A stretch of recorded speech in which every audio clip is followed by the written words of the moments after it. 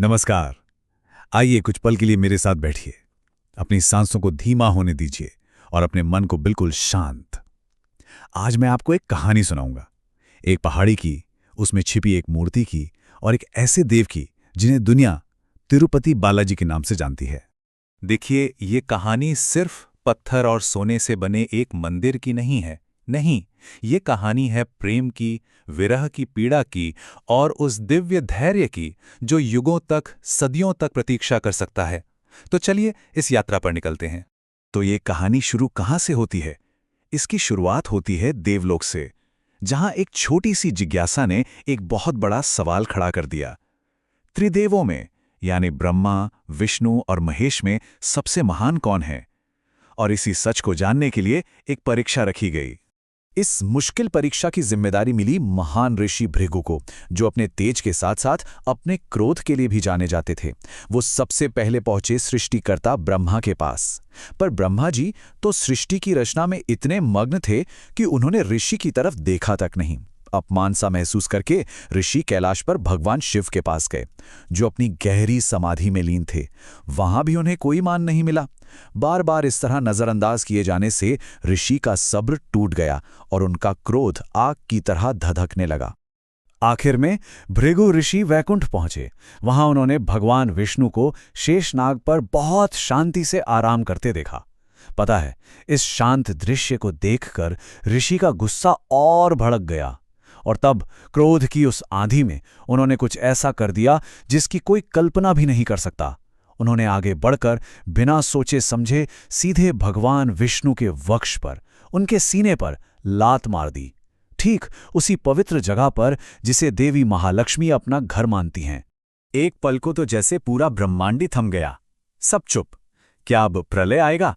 क्या ऋषि को श्राप मिलेगा? नहीं, ऐसा कुछ नहीं हुआ। भगवान विष्णु ने धीरे से अपनी आंखें खोलीं और ऋषि की तरफ असीम करुणा से देखा।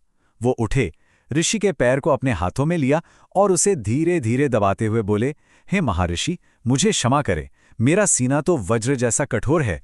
आपके कोमल चरणों में जरूर चोट लगी होगी। कोई गुस्सा नहीं, कोई अहंकार नहीं, सिर्फ करुणा। और बस उसी एक पल में ऋषि भृगु का सारा क्रोध आंसुओं में बह गया।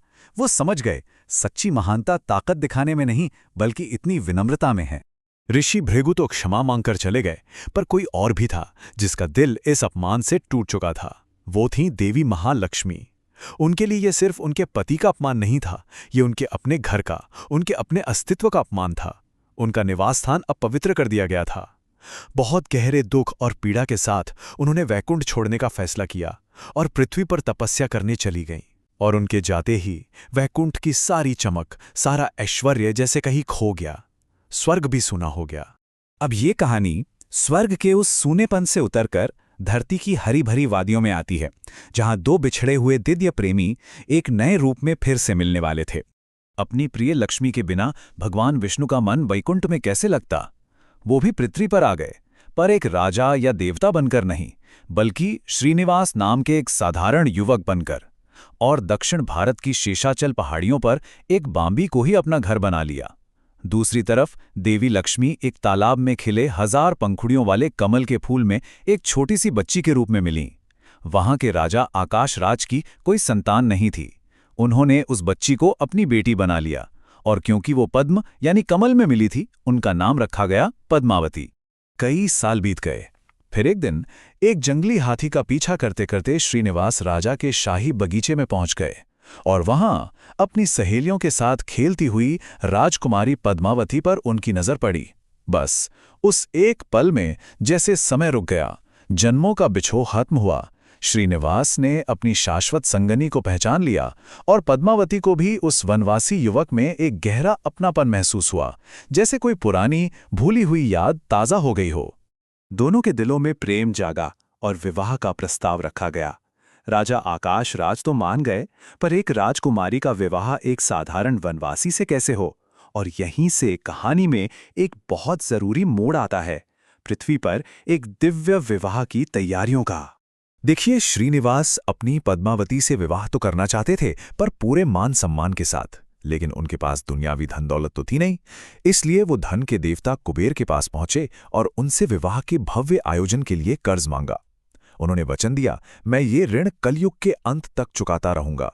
मेरे भक्त जो भी चढ़ावा मुझे अर्पित करेंगे वो इस ऋण को चुकाने में मेरी मदद करेगा। कुबेर मान गए और एक ऐसा भव्य विवाह हुआ जो अलौकिक था। कहते हैं उस विवाह में शामिल होने के लिए देवता भी मनुष्य का रूप धर कर आए थे। और तभी से ये मान्यता है कि तिरुमाला मंदिर में चढ़ाया गया हर एक रुपया, हर एक अंश भगवान के उसी दिव्य ऋण को चुकाने का एक जरिया है। विवाह के बाद भगवान श्रीनिवास और देवी पद्मावती कुछ समय तक साथ रहे और फिर दोनों पहाड़ियों में एक मूर्ति के रूप में स्थिर हो गए, अपने भक्तों के इंतजार में। अब कहानी का रुख उस पवित्र पहाड़ी की ओर जाता है जहां भगवान के उस रूप की खोज होनी थी। सदियां गुजर गईं। उस इलाके में एक चोल राजा का राज था। उनकी गौशाला की एक गाय रोजाना जंगल में कहीं चली जाती और जब लौटती तो उसके थन में दूध की एक बूंद भी नहीं होती। परेशान होकर एक ग्वाले ने उस गाय का पीछा करने की ठानी। उसने देखा कि गाय सीधी एक पहाड़ी पर चढ़ी और एक बहुत पुरानी विशाल बांबी के ऊपर खड़ी हो गई और अपना सारा दूध खुद ब खुद उस पर चढ़ाने लगी। ये अद्भुत नज़ारा देखकर ग्वाला हैरान रह गया। वो भागा भागा गया और उसने सारी बात वहां के राजा तोंदमन को बताई। राजा अपनी सेना के साथ उस जगह पर पहुंचे और जब उन्होंने बड़ी श्रद्धा और सावधानी से उस बांबी को हटवाया तो अंदर का दृश्य देखकर सबकी आंखें आश्चर्य और भक्ति से नम हो गईं।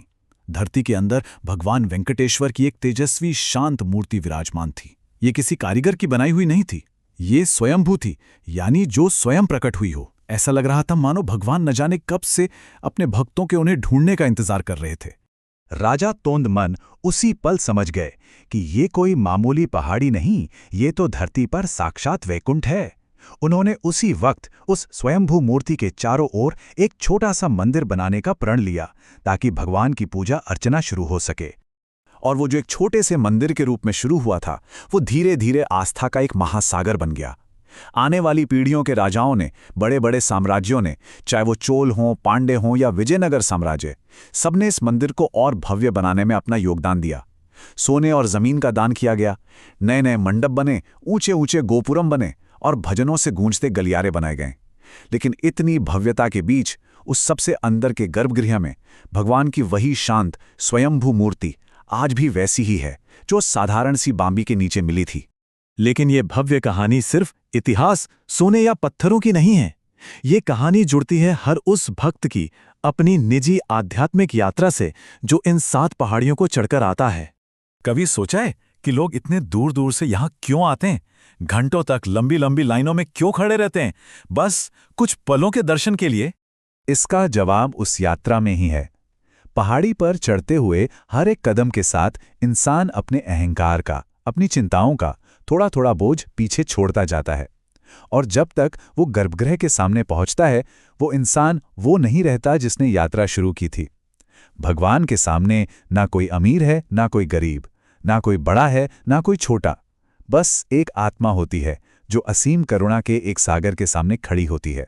तो स्वर्ग के एक अपमान से लेकर धरती की एक पहाड़ी तक, एक बांबी से लेकर दुनिया के सबसे भव्य मंदिरों में से एक तक, ये है तिरुपति बालाजी की कहानी। एक ऐसे भगवान की जिन्होंने अपने भक्तों के पास रहने के लिए स्वर्ग का ऐश्वर्य भी छोड़ दिया।